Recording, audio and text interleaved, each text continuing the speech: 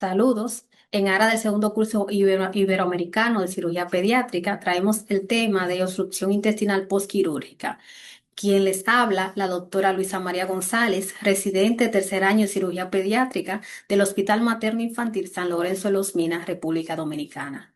Este tema estuvo asesorado por el doctor Santiago Rodolfo Soto Ravelo, médico base y cirujano pediátrico de nuestro centro. Para hablar de obstrucción intestinal postoperatoria, debemos de primero saber que la obstrucción intestinal es el bloqueo parcial o total que impide el paso del tránsito intestinal. Este tiene diversas causas, entre ellas están las adherencias, que son las más frecuentes y representan un 60%. Entre otras causas se encuentran los tumores, las hernias, vólvulo, enfermedad inflamatoria intestinal y otras causas intramurales y extramurales, que son la minoría. La obstrucción intestinal postoperatoria puede ser funcional, por ejemplo, la que ocurre por el hilio postoperatorio. Están mecánicas intraperitoneales, como son las adherencias, invaginación, hernia interna y vólvulo.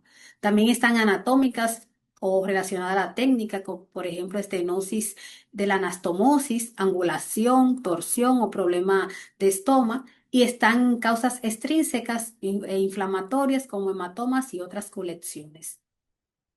Hablando del hilio postoperatorio, este se define como una alteración transitoria de la motilidad intestinal tras una cirugía y esta tiene una evolución habitual de 5 a 7 días. Un signo de recuperación del hilio es la expulsión de gas que va a indicar el restablecimiento de la función intestinal. Existen factores que van a prolongar el hilio, como es el uso de opioides, que va a depender de la dosis que se use del mismo, agentes anestésicos, también qué tanto se manipule o se traumatice el intestino, la presencia de hemorragia intraabdominal o la obstrucción gástrica preoperatoria. En el caso de los opioides, estos van a disminuir la motilidad gastrointestinal y van a aumentar el tono del antro y del duodeno proximal. En el caso de la morfina, esta produce una estimulación inicial del complejo motor migratorio, seguida de atonía y lentitud del tránsito intestinal. El tratamiento del hilio postoperatorio, existen algunas estrategias que son eficaces, como es el uso de AINES para reducir el consumo de opioides. También están algunos fármacos como la cisaprida, que esta va a ser eficaz, pero actualmente su uso es un tanto restringido. Está el optriótide, cuyos beneficios están en estudios experimentales. Está también la metoclopramida, que es un procinético con evidencias clínicas limitadas. Y entre las estrategias más eficaces está la anestesia epidural, tanto torácica como lumbar, y también la cirugía laparoscópica. El tratamiento farmacológico del hilio postoperatorio debemos de saber que tanto la metoclopramida como la eritromicina, que es un agonista del receptor de la motilina, no tienen un beneficio demostrado en la actualidad.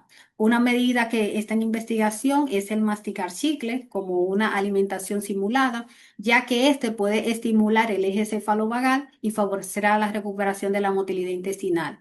Existen algunos estudios respecto al uso del chicle. Por ejemplo, se han realizado 17 ensayos clínicos con 1.374 pacientes que después de la cirugía abdominal, entonces se hizo el estudio para masticar chicle y se asoció con menor tiempo hasta la expulsión de gases, la primera evacuación y también la estancia hospitalaria. Este estudio se hizo en adulto y se quiso replicar en niños. Se hicieron 6 ensayos con 357 niños, pero no se encontró una reducción estadísticamente significativa del tiempo hasta la expulsión de gases y evacuación y la tolerancia oral. En el caso de las adherencias postoperatoria, que es otra causa de obstrucción intestinal postoperatoria, debemos de saber que es un tanto difícil diferenciar entre esta y el hilio postoperatorio. La mayoría de las adherencias postoperatorias van a surgir cuando se realizan cirugías pélvicas, ginecológicas o colorectal. Y la fisiopatología de esta es la formación de bandas adhesivas que van a atrapar y a torcer las asas que son móviles y por tanto va a favorecer a la obstrucción intestinal.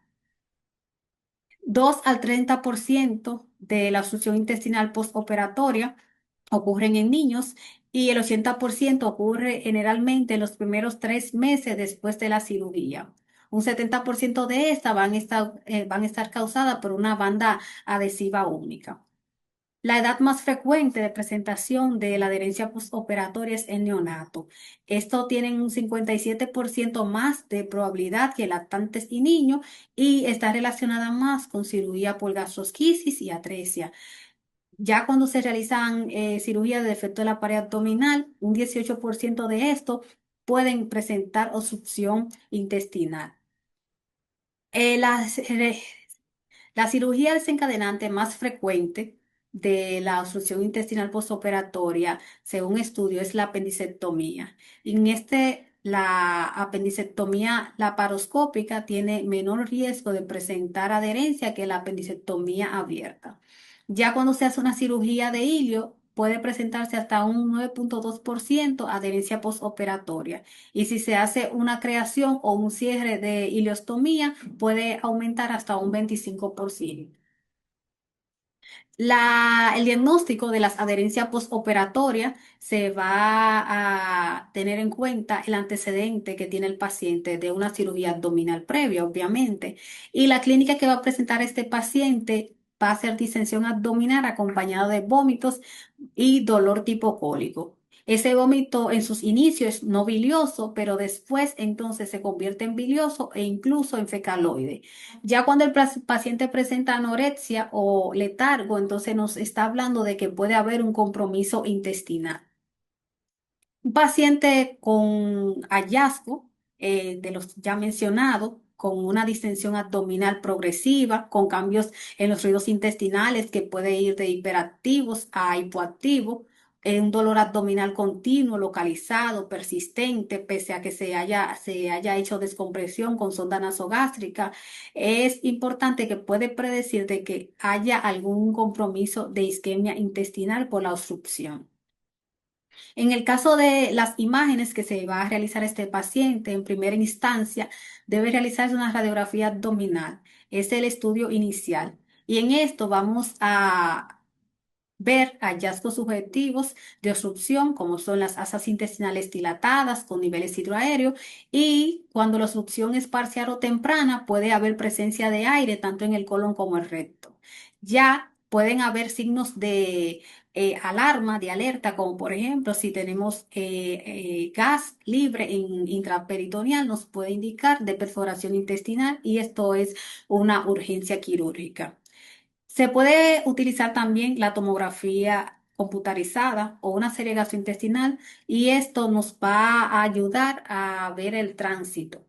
La ventaja que tiene la tomografía computarizada es que además de confirmar la obstrucción, nos va a identificar la zona de transición y si hay alguna anomalía vascular y nos puede ayudar a descartar cualquier otro diagnóstico alternativo.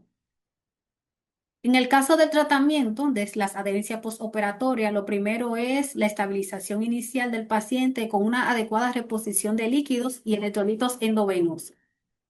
También se va a hacer decompresión con sonda nasogástrica y es importante en el ámbito de las analíticas realizar hemograma, donde si vemos leucocitosis y desviación hacia la izquierda nos puede dar indicio de compromiso e isquemia intestinal. El manejo conservador se va a realizar en casos seleccionados. Por ejemplo, un paciente que tenga una obstrucción parcial, que no tenga fiebre, no tenga leucocitosis ni un dolor localizado. Lo que vamos a hacer que vamos a tener una vigilancia estricta de los cambios abdominales y le vamos a realizar radiografía seriada. Y importante en estos pacientes realizar control de electrolitos. Ya si es un paciente que presenta una obstrucción intestinal completa, puede presentar fiebre o un dolor abdominal persistente o localizado, con ausencia de la eliminación de gases OS o sospecha de compromiso isquemia intestinal, entonces el tratamiento es quirúrgico, la indicación. Aquí vemos un video donde podemos visualizar la liberación de adherencias vía laparoscópica en uno de los pacientes atendidos en nuestro centro. La limitación que va a tener la laparoscopía es que en algunas ocasiones las adherencias son densas y por tanto hay dificultad para identificar el punto de transición y si hay intestino con isquemia. En este caso, entonces, se optaría por la cirugía abierta, teniendo en cuenta que la cirugía abierta tiene mayor morbilidad. El paciente puede presentar un ilio prolongado y también la infección de la herida quirúrgica es más frecuente. El tratamiento quirúrgico se ha visto que hay menos recurrencia cuando se utiliza la vía laparoscópica con una incidencia de un 5 a un 19%. Y esta es importante su uso en cuando hay obstrucciones proximales. En algunos estudios que se han realizado, se ha evaluado el uso de contraste hidrosoluble en la obstrucción intestinal por adherencias. Y esta se va a utilizar no solamente para diagnóstico, sino de manera terapéutica como manejo conservador. Se han realizado 7 estudios donde se incluyeron 402 pacientes pediátricos con dicho fin y se obtuvo que el uso de contraste hidrosoluble tiene una sensibilidad para el diagnóstico de un 98,9% y una sensibilidad de un 83,1%. Pero en esos estudios no demostró que el uso de contraste hidrosoluble reduciera significativamente la necesidad de una cirugía frente al manejo conservador estándar que normalmente utilizamos.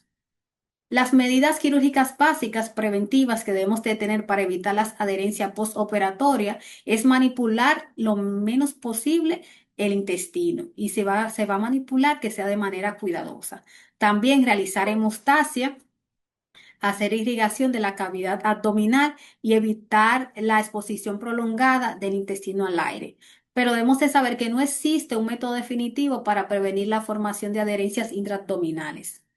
Existen algunas barreras antiadherentes, como es los parches de Ceprafil, que están compuestos de ácido hialurónico y carboximetilcelulosa. Esto se ha visto que reduce la incidencia y la gravedad de las adherencias tanto en adultos como en niños. Otro material que se utiliza es el Interset, que este también reduce de forma consistente la formación de adherencias. Algo importante que debemos de saber de estos materiales es que no debe colocarse sobre una anastomosis porque si no hay mayor riesgo de fuga a través de la misma. Otra causa de obstrucción intestinal postquirúrgica es la invaginación intestinal. Esta se puede presentar entre el 3 al 10%. Generalmente aparece entre los primeros 10 días tras la cirugía. Está asociada más a pacientes que se realizan exéresis de tumores retroperitoneales y pacientes que realizan cirugía para enfermedad de Hirschsprung. Este paciente, vamos a ver que pasa un paciente que tras una recuperación inicial con una función intestinal normal va a presentar posteriormente vómitos biliosos. Y el diagnóstico de la misma lo podemos hacer con una serie gastrointestinal superior o con una ecografía abdominal. Generalmente el tipo de invaginación que se va a presentar en estos pacientes es en el intestino delgado, por tanto, la corrección de la misma es quirúrgica. Otra causa de obstrucción intestinal son las bandas o los defectos mesentéricos y la formación de hernias. Originan lo que es una obstrucción en asa cerrada y pueden producir isquemia, compromiso intestinal. Este paciente, por lo tanto, va a presentar un dolor abdominal intenso. Una forma de prevenir los defectos mesentéricos y la hernia es el cierre de todo defecto que se haya creado. Y para ello debe de tener en cuenta la técnica de cierre que se usa en puntos continuos o ininterrumpidos. En cuanto al tipo de sutura, si absorbible o no absorbible, no se queda claro cuál sería la mejor opción para evitar la obstrucción posterior. Algo importante que hemos de resaltar es que en la cirugía laparoscópicas hay mayor riesgo de obstrucción intestinal por un defecto mesentérico, ya que es un tanto difícil cerrar de manera hermética el mesentérico por esta vía. Otra causa de obstrucción intestinal postoperatoria es la hernia parestomal. Esta ocurre generalmente tras una colostomía en un 2 a un 35% y aparece en los primeros 2 años después de crear el estómago. Existen algunos factores que están relacionados con la misma, como es la obesidad o la desnutrición, el uso de esteroides y también la infección de la herida postoperatoria. Para prevenir la hernia parestomal, debemos de tener algunas recomendaciones en cuenta, como es esterilizar el colon a través del músculo recto abdominal, preservar lo más que se puede el tejido celular subcutáneo, evitar defectos facial que sean excesivamente grandes y fijar la serosis intestinal al defecto estomal. Las indicaciones de cirugía o que indicaciones quirúrgicas que tiene un paciente con una hernia parestomal es si la hernia es grande, si le causa dolor, ya sea por la encarceración o si hay dificultad para colocar el dispositivo del estómago. El tratamiento de elección de la hernia para estomal generalmente es el cierre de colostomía siempre y cuando sea posible.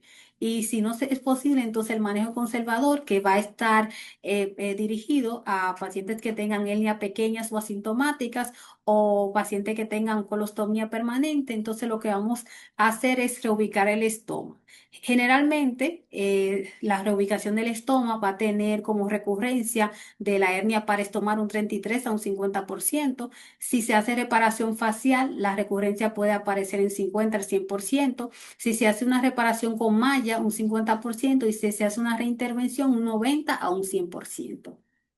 Entre otras causas de obstrucción, tenemos las causas de la técnica, como por ejemplo, cuando se hace la anastomosis, tener en cuenta que no esté estenótica la anastomosis, que haya una disminución del edema, que no se angule o se acode la anastomosis, que no haya tensión y que tampoco haya mal la orientación del mismo.